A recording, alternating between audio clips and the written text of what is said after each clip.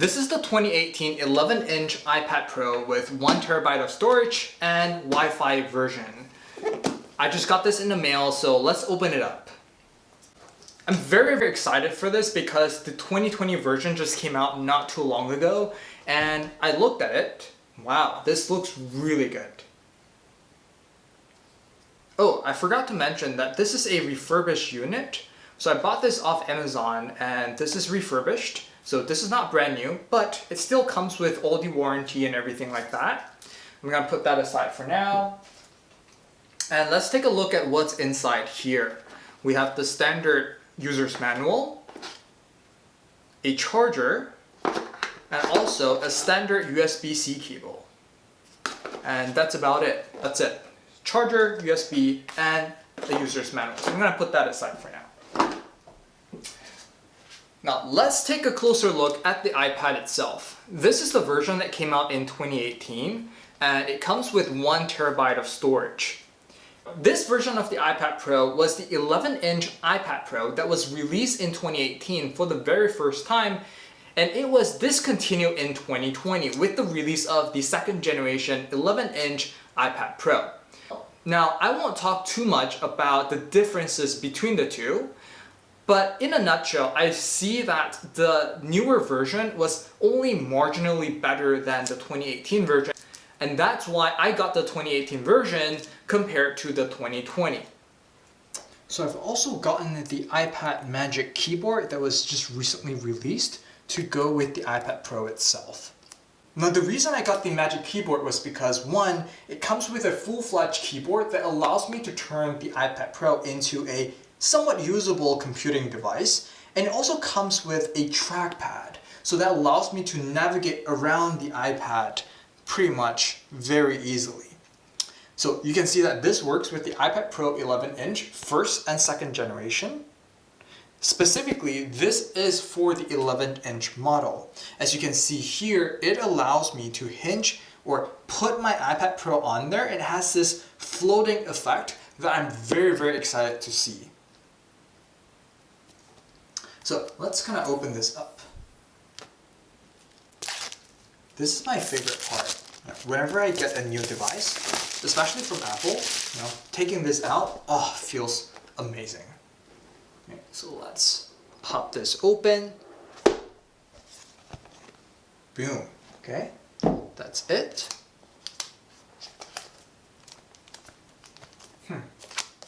This has a certain weight to it for sure. This is definitely not light. I'm thinking if I had purchased the 12.9 inch in addition to this Magic Keyboard, the weight would have been definitely a huge pain in the ass, because I don't want to carry around all this several pounds of, how do I even open this? Oh, there we go. Okay, so it has a little hinge there. I'm guessing, yeah, this is just the standard user's manual. Useless, to me at least. Wow. This definitely has a good hinge behind it, so it's a little bit tricky to open up. So once it's opened, and I'm guessing I can kind of flip this a little bit. Ugh. Yeah, I guess that's it. Ooh, the keyboard feels nice. This keyboard reminds me of my 16-inch MacBook Pro's keyboard. You can hear it.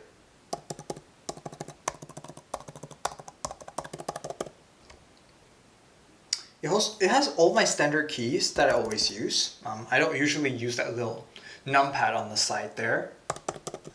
Yeah, everything feels good.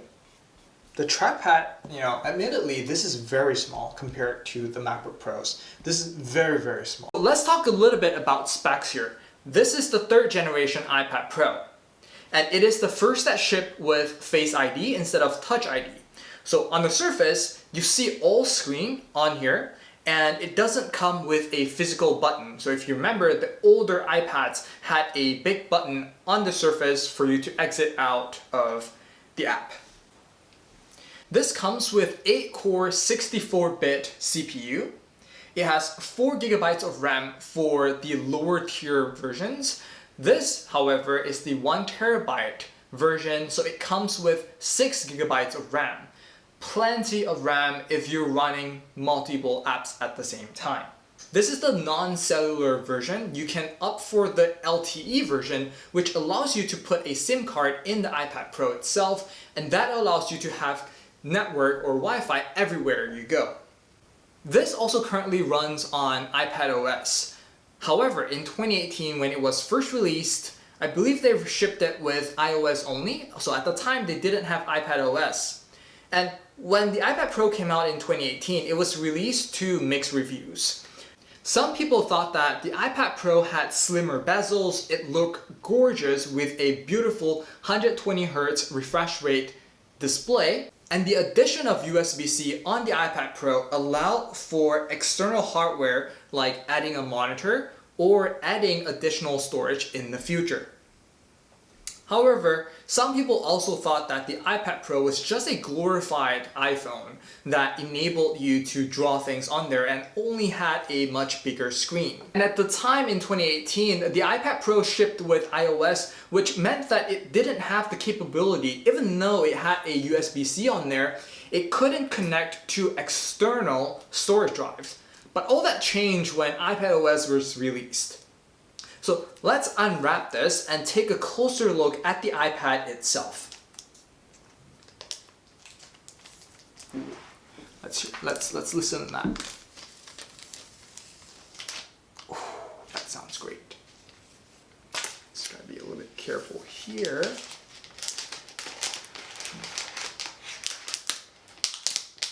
Oops. This is not very good at opening things. Wow, look at that. Look at that. I don't know if you can really see it. This screen is flawless. As I mentioned, I got the refurbished model.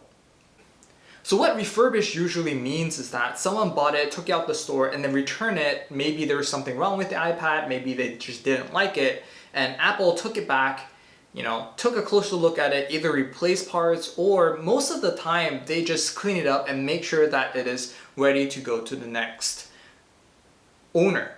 And most of the time, I've bought a lot of refurbished units over the years, and usually there's nothing wrong with refurbished units. You usually get them for a very good price for the same thing that you would have bought out the store anyway. Now, first impression here, this is very, very thin. So I need to get a case for this because I don't think that I would be able to handle this with my bare hands. And I also noticed that on the back, it's a true fingerprint magnet because it's taking in all my fingerprints right now. And for me, I usually have pretty sweaty hands, and usually if something brand new like this, which costs like $1,000, I usually get sweaty hands really quickly. So all my fingerprints are sticking onto the iPad right now. But first impression here, it's very, very light. I love the color, by the way. This, I believe, is the space gray model. So looks amazing. It has 2 speakers up here and 2 other speakers down here as well. So it has 4 speakers, USB-C port right down here. And I see a camera in front and 1 camera on the back. I believe it has 4K recording, but who really uses iPad for recording anyway? So let's talk a little bit about pricing. I believe the iPad Pro with the 1TB version, when it was released, it cost about $1,549. This model that I bought refurbished cost $999 of Amazon. So with tax, it came out to about $1,100, something like that. So that's a pretty substantial discount. It was about 35%. And for the exact same thing that I would have gone in the Apple Store, I'm getting a very, very steep discount for this. So let's turn it on for the very first time. Now, while this thing is powering up, let's talk a little bit about why I decided to get the iPad Pro now that I've gotten a 16-inch MacBook Pro recently.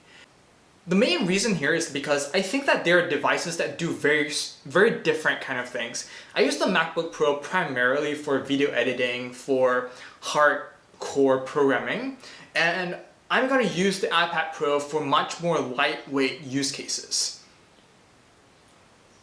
Now the iPad Pro with the large screen and the lightweight, it's very easy to take around and walk around with it. Just asking for a quick setup, I'm gonna bring that to my phone and it detected my iPhone fairly quickly. So I'm gonna let this set up. So as I was saying, I think the iPad Pro and the MacBook Pro, they both serve very different purposes. For the iPad, it's very lightweight, it has a huge screen, which is great if you're trying to browse or read things. And I'm getting the Apple Pencil and Magic Keyboard as well to go with this iPad. So I think with the Apple Pencil, that's really going to unlock a lot of possibilities that weren't really quite possible with the 16-inch MacBook Pro that I have. For me, a lot of time I read documents, PDFs, ebooks, and things like that on my phone quite a bit, especially when I'm trying to relax or maybe I'm trying to comment on a design doc or something like that. And what I found with the MacBook Pro was that it was kind of heavy, and I didn't want to feel that I have to sit in front of my monitor in the background here all the time. I really wish that I had a very lightweight device where I can take it anywhere with me, maybe sit in the backyard or out, in the garden or something like that, and I could just put it on my lap and start jotting down things. So that's my number one use case, the ability to draw things really easily, to comment, to read docs. That's number one. Number two, the ability to browse and watch videos online. Now I use that a lot, especially now during COVID, because I'm trying to find entertainment and I watch YouTube, Netflix quite a bit. Having to lug around my MacBook Pro wasn't ideal.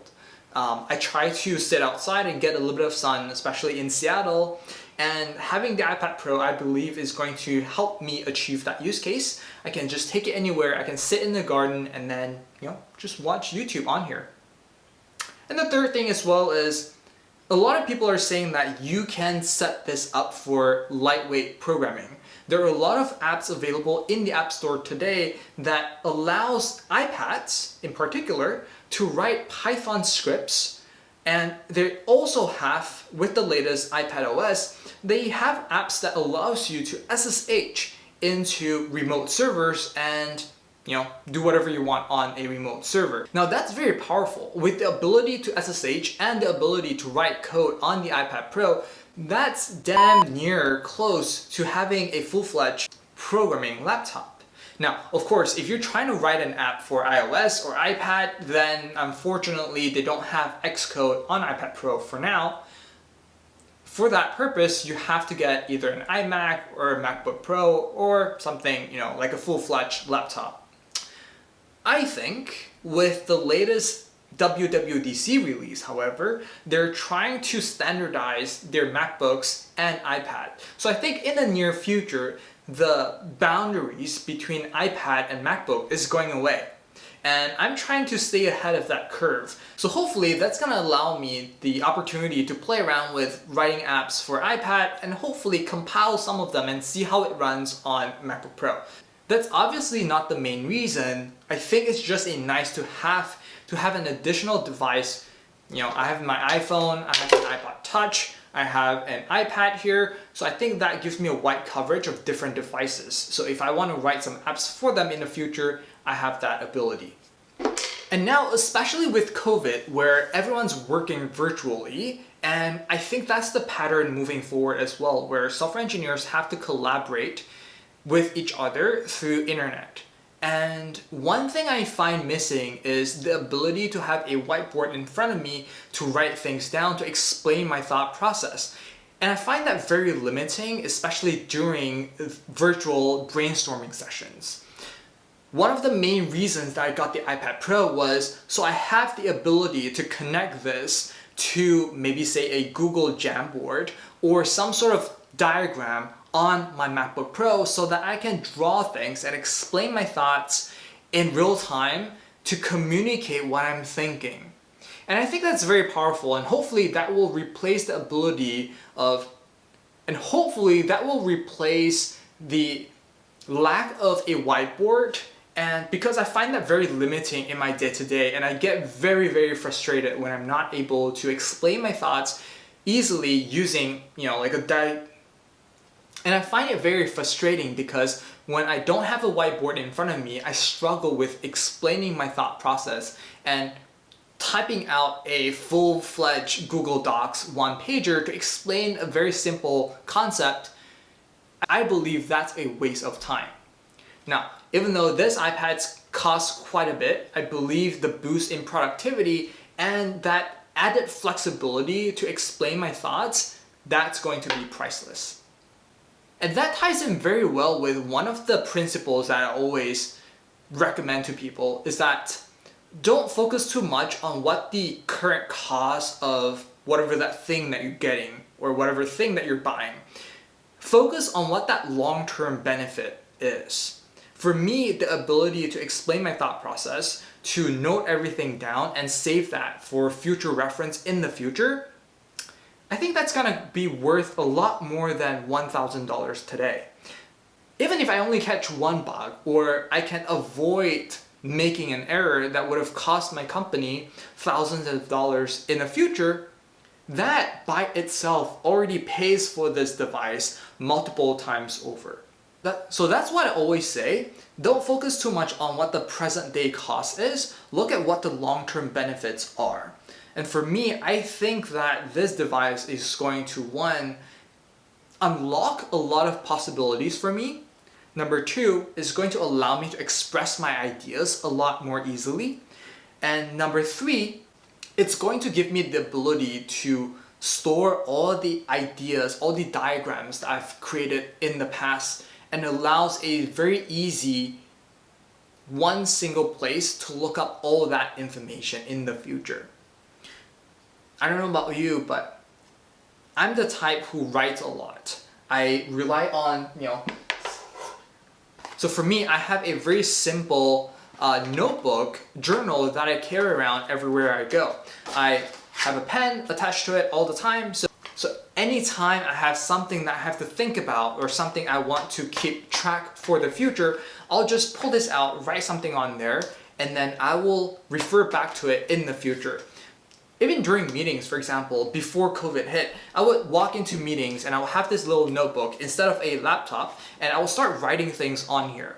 Now, I have tons of notebooks laying around right now, and I really wish that I had a way of making them digital so that I can store them either on Evernote, which is one of my favorites, or the Apple Notes app, so that I can refer back to them in the future. Yeah, I'm a pretty standard pen and paper kind of person. So yeah, that's a little bit about my use cases and why I decided to get the iPad Pro. Thank you for watching, and please leave a comment below if you want to see me setting up my iPad for programming. Thank you for watching. I will see you in the next video. Bye!